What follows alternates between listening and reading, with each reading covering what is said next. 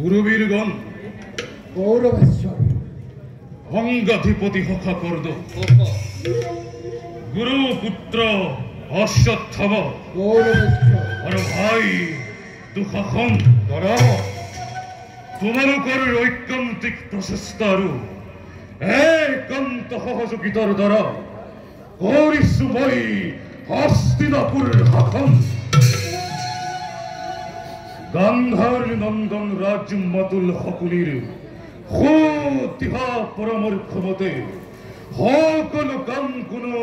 ক্ৰুটি নথকাকৈ হৈছে সমাধান সঁচাকৈ ঋণী মই তোমালোকৰ পাশত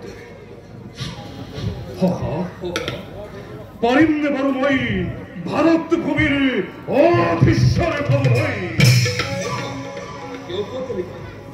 যেদিনাই হস্তিনাপুৰৰ ৰাজসভাত অংগদেশ দান কৰি এই সুত পুত্ৰ কৰ্ণক অংগদেশৰ ৰজা বুলি কৰিলা ঘোষণা এই কৰ্ণৰ জীৱন সমৰ্পিলো তোমাৰ হাতত সিদিনাৰ পৰা কৰ্ণৰ ধমনীত বৈ থকা প্ৰতি দুপাল ফুলিত আছে গন্ধাৰী নন্দন সখা দুৰ্যোধনৰ হে গৌৰবেশ্বৰ তুমি ভাৰতেৰ একশক্তি ৰজা হিসাবে সিংহাসন অধিষ্ঠিত হওয়াটো আমাৰ সদাকাম্য আৰু তাৰ বাবে যিয়ে কৰ্মপন্থা হাতত নোলোৱা কিয় প্ৰতি পদতে পাবা অশ্বত্থামাৰ পৰা সহায়ৰ আছে শ্ৰেষ্ঠ ৰথী মহাৰথী আমাৰ সঙ্গে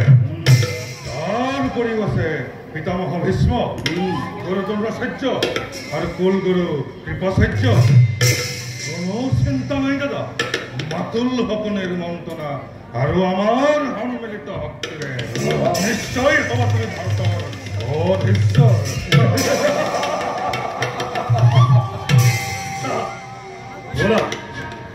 বলা সকলোতে যাওঁ আমি বিশ্ৰামৰ হেতু